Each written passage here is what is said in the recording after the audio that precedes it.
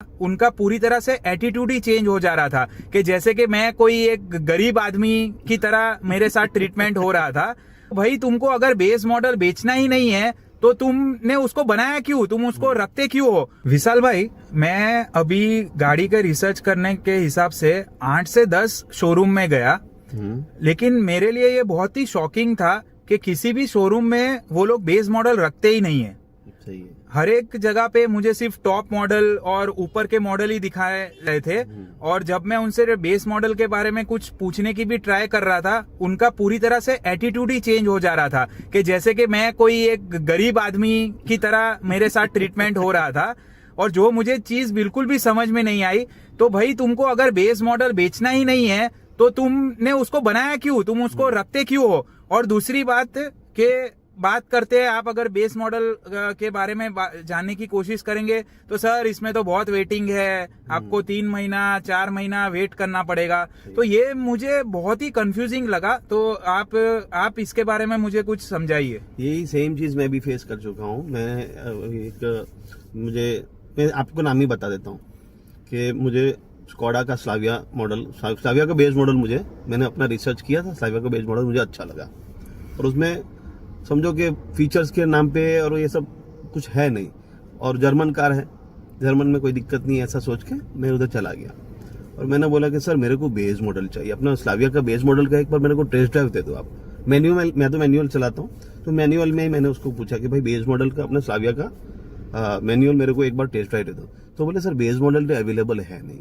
फिर मैंने समझो कि कितने ही शोरूम मैंने आपके जैसे ही कितने ही शोरूम मैंने भी खंगाल दिए, तो मुझे एक भी बेस मॉडल कहीं पे उन लोगों ने दिया नहीं। और फिर ऐसा बोलते हैं कि भाई मैं आपको फोन करूंगा टेस्ट ड्राइव के लिए, सर आपको फोन करता हूं, या फिर आपको बोलता हूं 10-15 दिन में।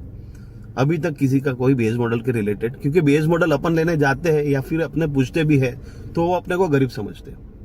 उसको ऐसा लग रहा है कि ये साला इसको कुछ आता नहीं है, समझ ले कि भाई इसको कुछ फीचर्स की पड़ी नहीं है, कुछ नहीं। मतलब बेस मॉडल लेके आप क्या करोगे? आफ्टर मार्केट वाला सब सिनारियो रहता है, बराबर। तो ऐसे देखो, समझने वाली बात है कि ये शोरूम वाले या जो डीलर बोलते हैं ये लोग बेस मॉडल क्यों नहीं रखते, इसके पीछे बहुत बड़ा राज है। अगर आप बेस मॉडल देख लोगे, ये बेस मॉडल आपको खाली यूट्यूब पे ही दिखेंगे, वो भी गोडाउन से वो लोग वीडियो बनाते रहते हैं, और वो भी कुछ ढंग से बताते नहीं, उसको भी इसी तरीके से दिखाते हैं कि हिडन ही रखते हैं, और कंपेरिजन ही दिखाते हैं। बेस मॉडल में ज्यादा देखना आपको कंपेरिजन ही दिखाते, तो आपको क्या लगता है कि ये गाड़ी तो वर्थ है ही नहीं, बराबर।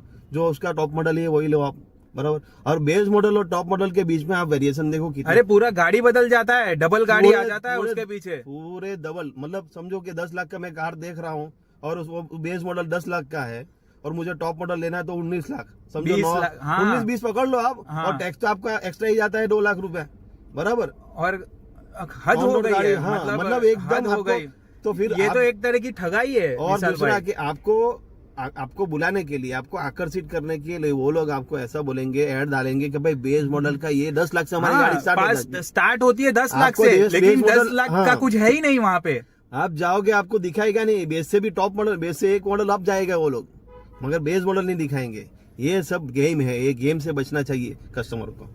और कहने की बात ये है कि अगर आप टॉप मॉडल भी लेना चाहते हो तो आपको वहां पे जाके बेस मॉडल की इंक्वायरी करनी चाहिए। हाँ, सही है। और आपको ये समझना चाहिए कि वो आपके साथ कैसा ट्रीटमेंट कर रहे हैं, तभी आपको वो पर्टिकुलर ब्रांड की रियलिटी पता चलेगी।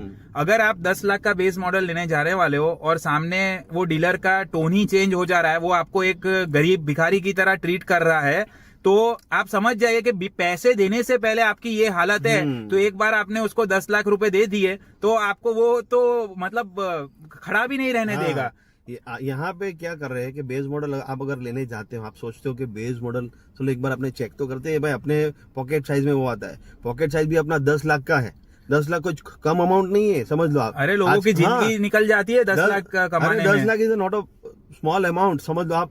ऐसा सोच रहे हो लोग कि भाई 10 लाख में अपने क्या ही गाड़ी लेंगे, मगर 10 लाख में बहुत कुछ आ जाता है। वो अपनी मर्जी की बात है भाई। मैं बेस मॉडल से सेटिस्फाई। आज का अपना समझो, अपने गवर्नमेंट की टर्म्स और कंडीशन के हिसाब से आपको 6 एयरबैग तो मिल ही जाते, कोई भी गाड़ी अरे बनती हाँ, है। दूसरा ये विशाल भाई, ये बहुत ही मतलब इस तरीके से वो लोग दिखाते हैं कि हमारी गाड़ी में 6 एयरबैग है, ईबीएस है, वो ये तो है, compulsory फलाना हो गया। ढींका है। जो चीज गवर्नमेंट की मैंडेटरी है वो तो उनको डालनी ही पड़ेगी अगर गाड़ी बेचनी है। तो वो फीचर्स आप दिखाई क्यों रहे हो हर आदमी और हर रिव्यूअर को भी देखो, हाँ। अरे इसमें तो airbag आ ब्रेकिंग जाते है, हैं, इसमें हाँ। फलाना है, ढींका है। अरे भाई, वो तो जो compulsory चीज है। कंपलसरी है तो वो तो होने ही वाली है, उसके बाद की बात करना।